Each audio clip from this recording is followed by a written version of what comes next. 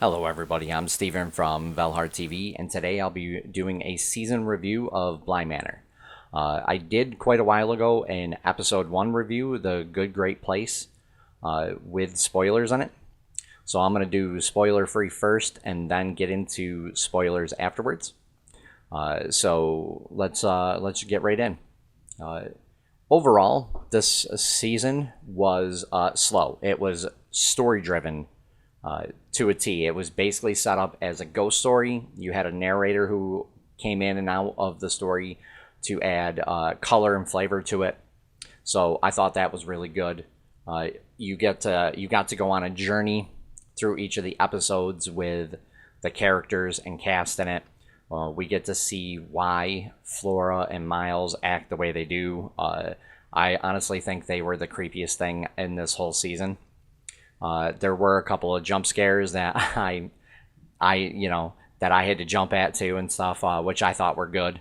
But there really wasn't a lot of that in it, and it wasn't really scary like I was hoping it was. But overall, not a bad season to this show. We do get to learn the history of each of the characters who are at Bly Manor and who aren't at Bly Manor in each of the episodes as they go along. Like, we get to find out why Miles got kicked out of boarding school, things that are going on with Flora, sleepwalking, things like that, who's leaving muddy footprints in and out of the house on a steady basis. It's not every night, but you get that it's quite often. And you get to learn about Miss Giselle and Peter. So each episode goes along with certain characters, and you get to see more and more of that history. And then episodes 8 and 9 really kind of wrap everything up. Episode 9 pulls you right back into episode 1 and where things were going for the wedding party. So you get to see really who the wedding party is and like what characters they were, which I thought was really good. You also get kind of a sad but yet happy ending to it. So I thought that was pretty decent. But overall, I know a lot of people were thinking this was going to be scary, and it turned out it wasn't. So I'm going to get into spoilers at this point. If you haven't seen this series, please go watch it and then come back. But we'll get into it in just a moment. So, spoilers in 3, 2, 1. We get to see in each the episodes. Episode 1, again, we'll do a quick recap. You get to meet the cast. You get to see the location that the story is going to take place, and everything that sets up. We see Danny, who's haunted by a ghost with like glowing eyes. You see it a couple times, and she's putting sheets over mirrors so she doesn't have to look in them. Episode 2 goes along more with Miles and why he got kicked out of boarding school. And as we go through, there's a harrowing scare. Danny tries to teach the children a lesson. It kind of picks up right where the first episode leaves off, where Danny got locked in the closet. We really get to see why they're acting the way they are, the children. Then you keep going through, and you learn more about the housekeeper.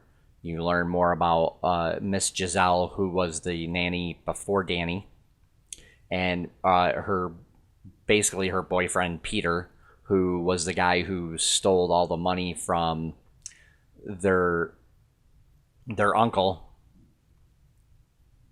And you just basically go along, and you start seeing a couple of more ghosts in it. There at one point, this person that looks like they're in a plague mask kind of turns, and you see over their shoulder Danny walking away. Again, not really a jump scare, but it was pretty neat to see. Danny and Miles get an uncanny glimpse into the past, basically. Peter and Rebecca and their twisted history together as you go along, and how they became romantically involved and stuff. Peter, basically hasn't come from anything. He comes from an abusive home. You find that out later on. Rebecca ends up liking the gardener, so they try to get together, but she keeps seeing the ghost of her dead fiance, who she didn't really want to marry because she was part of the alphabet community. She was a lesbian, and she didn't really want to come out and say it to anybody, so she thought, that if she got married to her childhood friend, that she would stop having those types of feelings. And I'm like, oh, okay, it's another one of those parts of the story, but it really wasn't a huge deal. They didn't make a huge deal with it and stuff, so which I thought was good. Episode 5 is where I had trouble following it, because it was really confusing. The housekeeper starts off remembering Owen and how he became the cook for Bly Manor, his interview and stuff, and then she saw a crack in the wall, and she jumps to like another memory, and then every time she keeps seeing these cracks in the walls, she jumps to more and more memories of Miss Giselle and talking to her about Peter and like their relationship together, how it's not really healthy, but Miss Giselle loves him and stuff, even though he was really mean to her in one of the episodes and kind of controlling. So you get to see more and more of that, and then she just keeps jumping through all these memories that are flooding because they were around a bonfire in the episode prior to that, in episode 4, where they're all remembering different people who passed away, like Miles and Flora's parents and stuff. You also get to find out why they took a trip to India and how they got into the accident as well. So we get to see all of that. Daniel and Denial and embroiled in his work. Basically, the uncle, we get to find out why he's engrossed in his work, and he doesn't want to go to Bly Manor, and he doesn't want to talk to anybody unless it's an absolute emergency.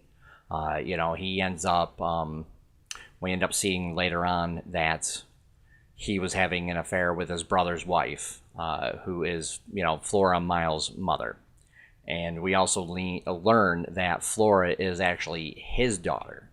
So and that's why we end up finding out that he's the one who makes the calls to Bly Manor, and then when anybody but Flora picks up, he just doesn't say anything and he hangs up. So he constantly keeps doing that. So we get to see that. And then basically in episodes like 7, 8, we get to see Flora and Miles really like why they act the way they do. Basically, they're being possessed by Peter and Miss Giselle. So we also have to go back and we get to see why the housekeeper is jumping through memories. At one point, we see Miles, who's possessed by Peter, push the housekeeper down a well and kill her. And then she sees a crack in the wall, and all of a sudden, she comes back into another memory. So she ends up finding out she's dead. So that's why she doesn't eat or drink in front of everybody until like episode 4 and 5, where they're around a bonfire. So I thought that was kind of a neat little twist. Unfortunately, though, Miles, being possessed or not, he did end up killing somebody. So I thought that was a little crazy. Episode 8, comes along, and we get to see more of, I believe it's 7 or 8. We get to see where Peter ends up dying. Like, the kids run out of the bedroom, and their bedrooms, and they try to get Peter to come back into like Miss Giselle's bedroom with them, so he doesn't turn around and see the lady in the lake come along. And when he does, he kind of gets in her way because he goes to walk down the stairs, and she grabs him by the neck and starts dragging him into the parents' bedroom, because that used to be her bedroom. When we get to find more out more about that as well. So she ends up killing him, and then he's standing there. He's like, "What do you mean? What's going on?" And then he tries to pick up a doll, and he can't. And then he turns around and sees the lady in the lake dragging his body out the door and into the lake, and he's like freaking out about it. And and then he tries to, he sits there for a while, only the kids can see him, and then he comes out to appear to Miss Giselle, because everybody thinks he disappeared with a lot of money. And after a while, he starts to learn how to possess people. And he takes and possesses Mrs. Giselle. He possesses her body, and he's like, "I found a way for us to be together." So he tucks her away in a memory, and then he goes into the lake, and basically she drowns because of him. And she's, obviously not too happy about that, but she still, loves him and stuff towards the end. And then, as we go along, we see that, affect their relationship, because they're trying to play games with the kids where they're eventually going to completely possess the children permanently, and they're going to have to grow up all over again. And Miss Giselle doesn't actually want that for Flora, so we end up seeing Danny try to take her away. But again, before that, though, we get to learn more about the history of Bly Manor. Basically, there were two sisters that were inseparable, and their father dies. So it's set back in like the 1800s period. So they have to marry a man in order to have everything pass on to him, so they can keep the manor and their father's business going. So they call a distant cousin who kind of likes the younger sister, but the older sister comes back, and then the cousin marries the older sister, and then they have a daughter together. And then eventually the older sister gets sick, and they're not sure if it's the plague, so they separate her from everybody. But she's so sick that her husband can't sleep in the same bedroom and things. And then she kind of notices that her younger sister, and her husband are kind of looking at each other. So she takes like all her belongings, because she doesn't know how long she has left to live, and puts them in a chest and locks the chest up. Like jewels, clothes. And then we get to see one night where the younger sister, after taking care of her and taking the abuse from the older sister, she kills her to get her out of the way, basically. And then she marries the husband, tries to be a father to her, her niece, but her niece really isn't, with that. And eventually she finds out that they don't really have a lot of money left, because the guy that she ends up marrying ran their father's company into the ground, so they don't really have a lot of money. So she's like demanding that he opens up the chest that's supposed to be for his daughter, so they can take out and sell some of the clothing and some of the jewelry, because it apparently is worth a lot of money. Well, he keeps telling her no. He promised that it would go to the daughter, and she sneaks in and steals the keys. And as you see that the older sister is basically trapped in this chest. She didn't want to leave Bly Manor, so she was stubborn and ended up putting her soul into the chest. So she was basically haunting it, and she's locked in a room with all the jewelry, with all the clothes, and she's waiting for the day that the chest is going to be opened, and be reunited with her daughter and her husband. Well, she sees that the sister opens the door, basically, and is looking at all this stuff, so she chokes her. And that's one of the jump scares, because the arms come right out of the dress that the younger sister's holding, and chokes her to death. So the husband finds her, and she's got like her eyes are all like fogged over and rolled in her head, up in her head, and she's got like this ghastly look on her. So he sells Bly Manor.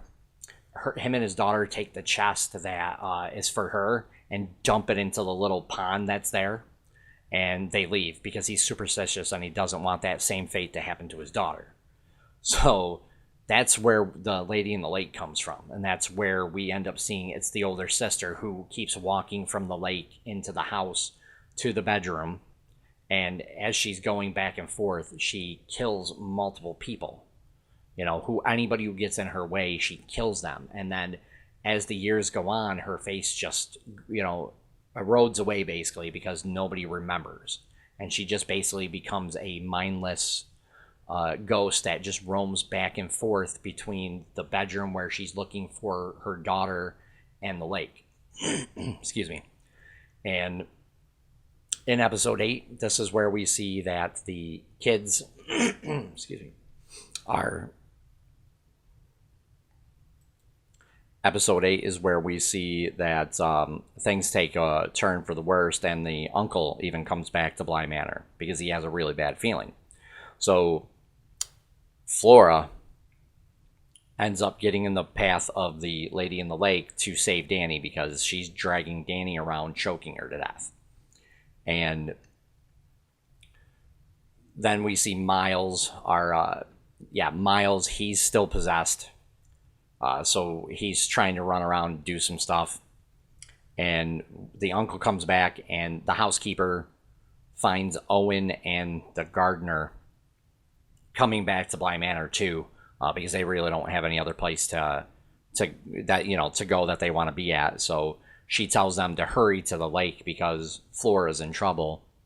And we see Danny chasing after the lady in the lake, and then she says a phrase that's Peter and Miles said, I believe it is you, me, us. And when she says that to the lady in the lake basically goes into her, like almost possesses her, but Danny still has her mind, and she doesn't know how long she has until the lady in the lake finally takes over completely and she has to, leave.